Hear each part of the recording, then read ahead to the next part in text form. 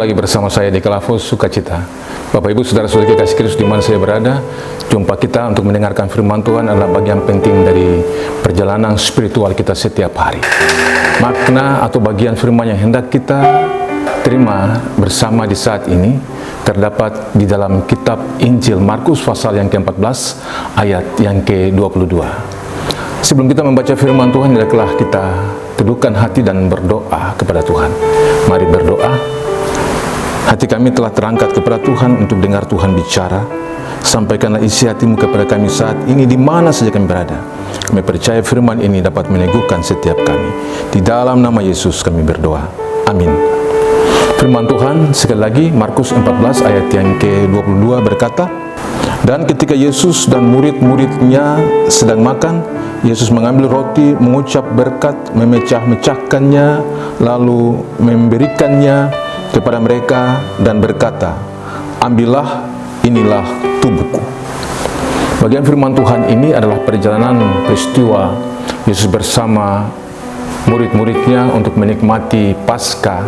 Paskah adalah perayaan tradisi Yahudi yang sejak perjanjian lama ini dimaknai sebagai peristiwa pembebasan bangsa Israel dari Mesir. Karena itu ketika mereka menikmati Paskah, mereka mengenang kembali peristiwa lalu yang telah Tuhan buat, Tuhan kerjakan kepada mereka. Dan pada kesempatan ini, Bapak Ibu Saudara-saudari kasih Kristus, Yesus bersama murid-murid juga melalui peristiwa Paskah. Tradisi ini sepanjang tahun mereka rayakan. Dan pada peristiwa ini, puncaknya di pasal yang ke-14 ini, ada suatu penetapan perjamuan malam yang Yesus sampaikan kepada murid-muridnya dari Paskah perjanjian lama kepada Paskah di perjanjian baru. Ketika Yesus menyebut dirinya sebagai anak domba Paskah. Kalau di perjanjian lama kita kenal dengan orang Israel menikmati perayaan Paskah dengan makan roti tak beragi dan sayur pahit. Tetapi pada saat ini Yesus menyatakan dirinya sebagai roti dan anggur. Nah, pada ayat yang ke-22 kita membaca di sana bahwa ketika mereka sedang makan, Yesus mengambil roti, mengucap berkat, memecah-mecahkannya, lalu memberikannya kepada mereka dan berkata, ambillah, inilah tubuhku. Ada identifikasi diri sebagai kurban yang Yesus sampaikan, bahwa dengan menyebut dirinya sebagai roti itu, tubuhnya, Yesus memberikan makna baru dari apa yang telah ia sampaikan kepada murid-murid. Dalam tradisi Yahudi, ketika mereka menikmati roti tak beragi, ini lagi diubah atau diperjelas oleh Yesus menjadi makna yang baru sebagai tubuhnya sendiri. Nah, Bapak Ibu Saudara-saudari kekasih Kristus, jika demikian maka tubuh Yesus itu diserahkan kemudian sebagai penebusan dosa manusia. Nah, ada tindakan simbolis yang disampaikan oleh Yesus pada bagian ini. Kalau kita baca pada ayat 22, ada kata mengambil, memberkati, memecah-mecahkan, dan memberi. Tindakan simbolis ini yang mau dijelaskan oleh Yesus untuk menunjukkan ketaatannya kepada Bapa di surga. Ini luar biasa. Tindakan mengambil dan memberkati itu adalah menunjukkan ketaatan Yesus kepada Bapanya di surga. Tetapi juga ketika dia mengambil dan memberkati, ia memecah-mecahkannya. Kata memecah-mecahkannya ini menunjukkan pengorbanan dirinya yang dipecah-pecahkan atau dicabik-cabik di atas kayu salib. Nah, pada bagian ini saudara, demi keselamatan manusia, Yesus mengorbankan dirinya supaya harga manusia itu kembali. Artinya manusia yang telah jatuh ke dalam dosa itu dikembalikan dalam keselamatan yang kekal. Setelah itu kita mendapatkan bahwa ketika roti itu dipecah-pecahkan, maka Yesus memberikan roti itu kepada murid-muridnya.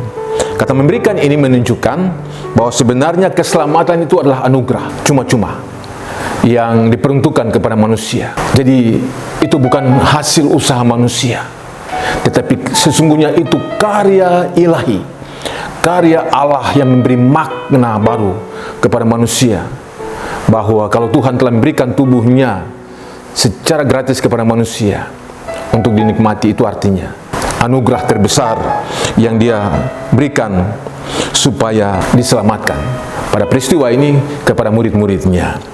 Tetapi juga kita mendapatkan di sana bahwa ketika Dia mengambil, memberkati, memecah-mecahkannya dan memberikan, maka ada kata yang disebutkan di sana sebagai tanda persekutuan dalam kuasa ilahi atau kuasa Kristus. Perintah ambillah mengajak setiap orang percaya untuk terlibat secara sadar, menerima, menjadikan Yesus sebagai bagian yang integral dalam hidupnya, bagian yang terhubung dengan hidupnya karena keselamatan itu. Jadi Bapak Ibu Saudara-saudari kekasih Kristus, peristiwa penebusan itu adalah penebusan abadi. Peristiwa penebusan sekali lagi adalah penebusan abadi yang selama-lamanya, satu kali untuk selama-lamanya. Dari bagian ayat ini kita mendapatkan sebenarnya betapa berharganya tubuh Yesus itu bagi setiap orang percaya untuk dinikmati. Dan ini, makna baru ini diberikan dalam rangka mengubah cara pandang kita, cara pikir kita tentang apa yang Yesus buat dalam keselamatan itu. Karena itu jaminan ini memberikan kepastian kepada kita bahwa tubuhnya itu adalah harga kudus yang dibayar. Tanpa itu manusia tidak dapat berbuat apa-apa, tetapi tetap ada di dalam kebinasaan. Menghargai tubuh Yesus itu artinya sama dengan memberi diri kita kepada panggilannya, kepada kasih karunia-Nya. Karena semua yang Dia buat, dilaksanakan, dikerjakan oleh Yesus itu adalah ketaatan dari Bapa di surga. Unsur ini yang menunjukkan bahwa sebenarnya tidak ada yang ditahan-tahan lagi. Dari surga telah terbuka untuk manusia, supaya manusia menerima dirinya. Kalau ini menjadi kepastian kita, di mana saja kita ada, kita yang telah percaya kepada Tuhan Yesus, kita mengambil bagian bersama-sama dalam persekutuan dengannya, kita menikmati tubuhnya, menjadi makna yang baru dalam diri kita, tanda pengorbanannya yang kudus, harga yang telah diberikan dengan berkata ambillah dan makanlah.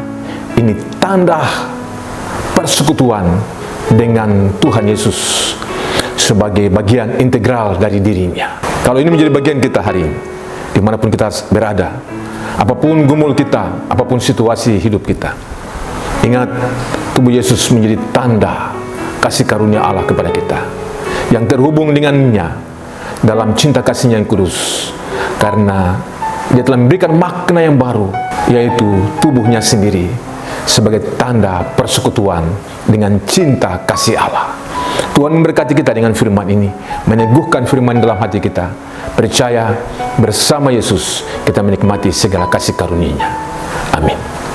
Mari kita berdoa. Kami bersyukur kepadamu ya Tuhan, atas kasih karunia-Mu yang ajaib dalam hidup kami, bahwa tanpa Tuhan buat itu, kami tidak dapat berbuat apa-apa, bahkan sia-sia hidup kami. Tubuh-Mu yang kudus itu telah Engkau korbankan bagi tebusan dosa-dosa kami. Kami percaya di luar Engkau kami tidak dapat berbuat apa-apa, tetapi di dalam Engkau kami cakap menanggung segala perkara. Terima kasih untuk firman-Mu. Setiap yang mendengarkan firman ini diberkati dari saat ini untuk selama-lamanya. Amin. Shalom. Tuhan Yesus memberkati.